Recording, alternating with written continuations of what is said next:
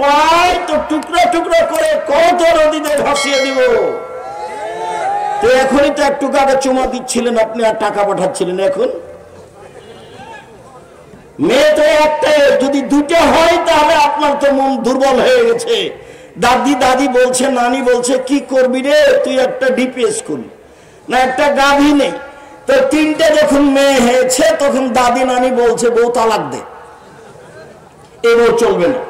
এইটাই কি জাহেলিয়াত নয়? এটাই জাহেলিয়াত। একটু 19-20 সালে আপনি মেয়েকে ত্যাজ্যপুত্র করে তাকে জবে করে তো নদীতে ভাসিয়ে দিতে চাচ্ছেন। এটাই ছিল তাদের কাছে সমস্যা। মেয়েরা নিজেরা সম্মান নিতে পারেনি।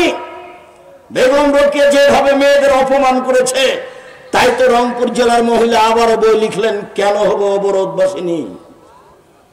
ঠিক সেভাবে মহিলারা নিজে নিজে জাতির কাছ থেকে সম্মান হারিয়ে মাটিতে মিশে গিয়ে ইহুদি খ্রিস্টানদের নীতিতে পরিণত, ইহুদি খ্রিস্টানদের অপমান গ্রহণ করতে চায়। স্কিন পায়জামা পরে জাতিকে অঙ্গ প্রত্যঙ্গ দেখিয়ে শিক্ষা প্রমাণ করতে চায়। যেটা বন্যতা, যেটা বর্বরতা, যেটা অসভ্যতা, যেটা কুকুর শ্রীগালের চরিত্র, সেটাই পছন্দ করে আপনার কারণে।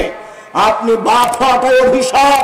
আপনার মতো বাপকে আমি কোনোদিন বাপ বলে স্বীকৃতি দিইনি। আমি বলেছি আপনি চাচা, বলেছি আপনি সৎ বাপ। আমি এই কথা খুব ভালোভাবে জানি যে আপনি সত্যই বাপ, এটা আমি খুব ভালোভাবে জানি। আপনি সত্যই বাপ, কিন্তু আপনার স্বভাবের কারণে, আপনার দুশ্চরিত্রের কারণে, আপনার শিক্ষার অভাবের কারণে, আপনার বোকামির কারণে আপনি আপনার মেয়েকে এইভাবে ধ্বংস করেছেন। তাই তো রাসূল সাল্লাল্লাহু আলাইহি ওয়াসাল্লাম বলেছেন, 3 শ্রেণীর মানুষ কখনো জান্নাতে যাবে না। এক, আর রাজরাত মিনান নিসায়ে, পুরুষের বেশধারী নারী, যারা পুরুষের জুতা স্যান্ডেল পরে, যারা পুরুষের শার্ট প্যান্ট পরে, যারা পুরুষের পোশাক পরে, তারা জান্নাতে যাবে না। ও দায়ুস, আর আপনি যাবেন না। আপনি যে ওই মেয়ের বাপ, যে মেয়ে পোশাক পরে সে মেয়ের পিতা আপনি, যার করেন আপনি যাবেন না। এই কথা মুহাম্মদ সাল্লাল্লাহু আলাইহি সাল্লাম বলেন। মুগীরা ইবনে শুবা রাদিয়াল্লাহু তাআলা আনহু বলেন, আল্লাহর নবী বলছেন, আল্লাহ তাআলা হারাম করেছেন এক, উকুকাল উম্মাহাত, মায়ের অবাধ্য চলা হারাম। ঘুম থেকে উঠে দেখে মনে হচ্ছে মায়ের মতো বড় শত্রু আর কেউ নেই। টিসটা দেখি, মায়ের মতো বড় শত্রু আর কেউ নেই। মাটির উপরে সবচেয়ে খারাপ মানুষ হলো মা, এটাই মনে হচ্ছে। আল্লাহর নবী বলছেন সবচেয়ে বড় হারাম হচ্ছে মায়ের অবাধ্য চলা। 2, মানাওয়াতিন, কৃপণতা অবলম্বন করা। 3, অদল বানাত, মেয়েকে মাটিতে পুঁতে দেওয়া। মেয়েকে মাটিতে পুঁতে দেওয়া হতো, তার নাম জাহেলিয়াত। জাহেলিয়াতকে উপেক্ষা করে আল্লাহর নবী যা বললেন, আল্লাহর নবী যা করলেন, লম্বা আলোচনার সংক্ষিপ্ত আপাতত এখানে শুরু করি। আল্লাহর নবী যা বললেন এটা আগে বলি, তারপর আল্লাহর নবী যা করলেন এটা পরে বলি। জাহেলিয়াত দূর করার জন্য তিনি যা বললেন, তাতে তিনি বললেন, পৃথিবীর মানুষ শুনে রেখো, মান আলা জারিয়াতাইনে, কেউ যদি 2টা মেয়ের লালন পালন করে, হাত্তা তাবলুগা, বিবাহ দেওয়ার বয়স পর্যন্ত বিবাহ দিয়ে দেয়, ফাজ্জাউ হুয়া ওয়া আনা ফিল জান্নাতি হাকাজা, তাহলে সেই মেয়ের বাপ আর আমি জান্নাতে এভাবে থাকবো। আঙ্গুল দুটি জমা করে দেখালেন।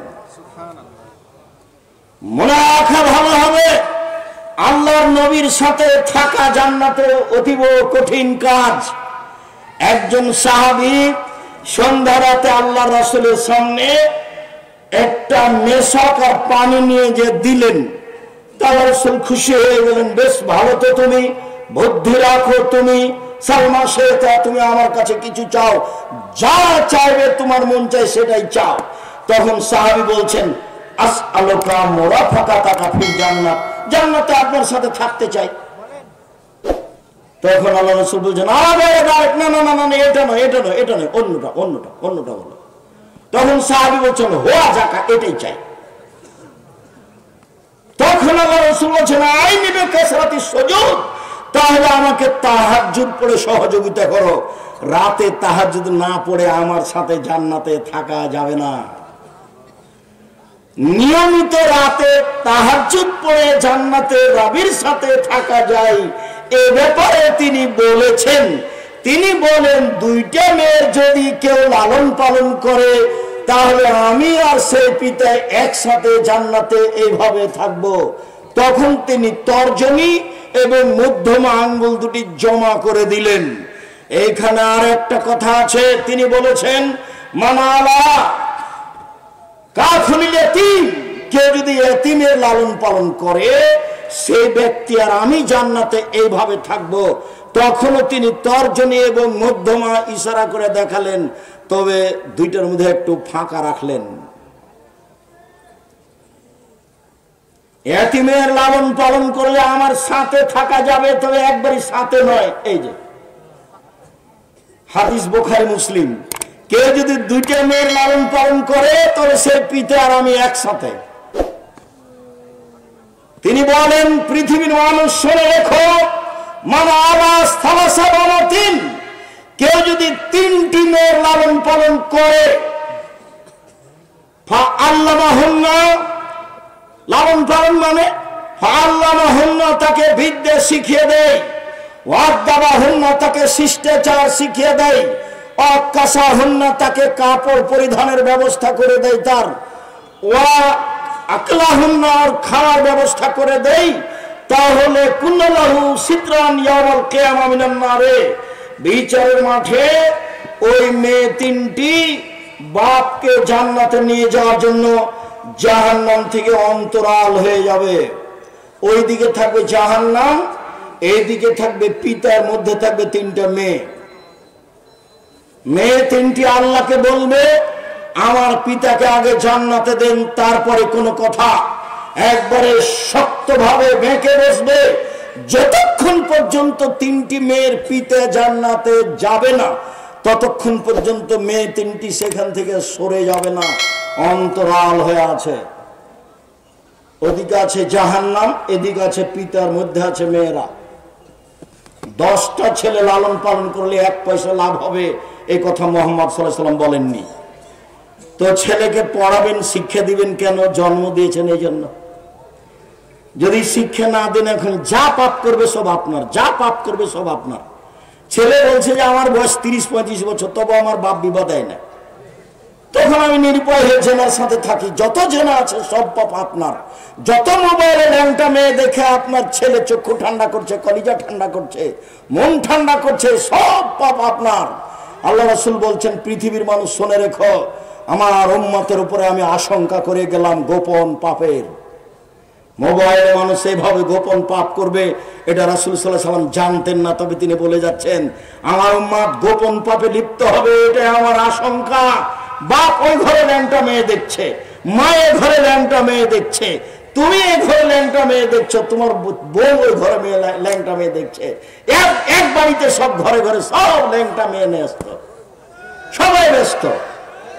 আর তোমার বাপ বৃদ্ধ হয়ে গেছে, সেটা একটু বলি, তোমার বাপ তাহাজ্জুদ পড়তে উঠে আব্দুল রাজ্জাক সাহেব চাপ দিয়েছে, তখন রাত 3টায় উঠেছে, সুন্দর করে ওযু করেছে, ওযু করার পরে বলছে আচ্ছা একটু টিভিতে কি আছে দেখি তো। যেমন টিভি চালু করেছে, বিশাল আকৃতিতে ল্যাংটা মেয়ে চলে এসেছে, কোথায় যে তাহাজ্জুদ গেল। এই চরিত্র তোমার বাপের, এই চরিত্র তোমার। দোকানে বসে বসে তোমার বাপ ঘন্টার ঘন্টা সময় কাটায়, এশার সালাত আদায় করতে গিয়ে মাথায় টুপি পরে মাথায় দিয়ে দোকানে বসে থাকে, দোকানে ল্যাংটা মেয়ে নাচে। তোমার বাপ এখন বলুক যে আমি ভালো মানুষ। আল্লাহর নবী এশার সালাতের পরে কথা বলাকে ঘৃণা করতেন, আল্লাহর নবী এশার সালাতের পূর্বে ঘুমিয়ে যাওয়াকে ঘৃণা করতেন। হাদিস বুখারী মুসলিম। আমি বলেছি বাড়িতে প্রেসিডেন্ট আইয়ুবের মতো করে মার্শাল্লাহ জারি করে রাখতে হবে, কারফিউ, রাত 10টার পরে কেউ এখানে জেগে থাকতে পাবে না। এই বাড়িতে রাত 10টার পরে কথা বলা নিষিদ্ধ, পড়াশোনা ব্যতীত, এটা ঘোষণা থাকবে বাড়িতে। তাহলে 10টায় ঘুমিয়ে গেছে 5 ঘন্টা, তাহলে কতটা বাজলো? 3টায় আপনি উঠে যান, আপনার ছেলে উঠে যাবে, নিজ নিজ ঘরে 2 রাকাত সালাত আদায় করে আল্লাহকে বলবে যে তুমি আমাকে এদেশের সবচেয়ে বড় শিক্ষিত করে দাও, তার তো রহমতের অভাব নেই। তুমি আমাকে বগুড়া শহরে একটা জমির ব্যবস্থা করে দাও, তুমি আমার এই ভ্যানটা ভেঙে গেছে, একটা নতুন ভ্যানের ব্যবস্থা করে দাও, যা বলতে চাই এখনই বলতে হবে, এটাই সময়। জীবনে কিছু করতে না পারলে অন্তত এই সময়ে কিছু বলেন। 4টা কাজ মনে রাখবেন: 1 5 ওয়াক্ত সালাত, 2 হালাল রুজি, 3 কোরআন তেলাওয়াত, 4 আড্ডা পিটা জীবনের জন্য হারাম, চিরদিনের জন্য হারাম। দুজন যেখানে বসে আছে সেখানে বসবেন না। যদিও আজকে আব্দুর রহিমের বক্তব্যের পরে আমাদের বক্তব্য চলে না, তারপরে আমি যেহেতু এসেছি, কেমনে ফিরে যাই এটা একটা কেমন কেমন লাগে, তাই আমি আপনাদের সামনে দাঁড়িয়ে আছি। নাহলে আমিও চাচ্ছিলাম যে যা হয়েছে হয়েছে, সালাম দিয়ে চলে যাই। আব্দুল্লাহ কি বলেছে আমি তখন শুনিনি। আমি আপনার কাছে যেটা বলছি, আপনি আমার দিনী ভাই দিনী বোন, নিজের ছেলে মেয়ের জন্য যেমন বলেন, আব্দুল্লাহ আব্দুর রহিম তাদের জন্য বলবেন। আল্লাহ যেন তাদের খিদমত কবুল করেন। বলছিলাম সম্মানিত দিনী ভাই বোন, রাসূল সাল্লাল্লাহু আলাইহি সাল্লাম বলেন, পৃথিবীর মানুষ শোনা রেখো, মান কানা লাহু সালাসা বানাত, কারো যদি 3টে মেয়ে থাকে, ফাল্লাহুন্না, তাকে বিদ্যা শিখিয়ে দেয়, ওয়াদাবাহুন্না, শিষ্টাচার শিখিয়ে দেয়, ফালাহুল জান্নাহ, সে জান্নাতে যাবেই। এটা আল্লাহ রাসূল মুখে বলেছেন। মেয়েদের দাম আল্লাহ রাসূল নিজে মুখে দিচ্ছেন। জাহেলিয়াতকে উপেক্ষা করে আপনি দেখুন, আমি শিষ্টাচার বলতেই যে হাদিসটা অহরহ বলে থাকি সেটা একটু শুনিয়ে রাখে। ছাড়া বসো, একটু থামো, বিরক্ত হচ্ছ কেন? আমি তো তোমার জন্য এসেছি কষ্ট করে। আমি কয়েক মিনিট পরই কথা শেষ করব ইনশাআল্লাহ। তুমি একটু ধৈর্যের পরিচয় দিবা, দয়া করে কোনো কাজ দেখায় না এখন। আর এত দীর্ঘ সময় অপেক্ষা করছি আমি তোমার জন্যই।